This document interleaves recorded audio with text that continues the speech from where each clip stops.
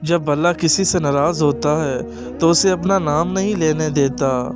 हज़रत अली अलैहिस्सलाम फरमाते हैं, इंसान मायूस और परेशान तब होता है जब वो अपने अल्लाह को राज़ी करने की बजाय लोगों को राज़ी करने में लग जाता है।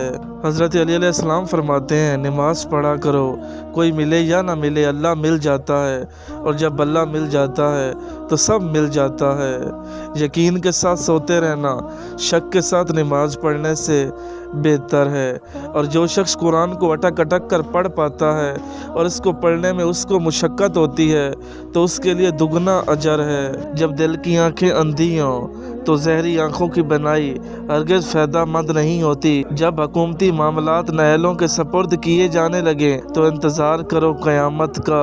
औरत की 3 आदतें घर से रिस्क को ख़त्म कर देती हैं और घर में मुसीबत लाती हैं। शौहर को खुश ना करना, नमाज ना पढ़ना, बद अखलाक़ी दिखाना।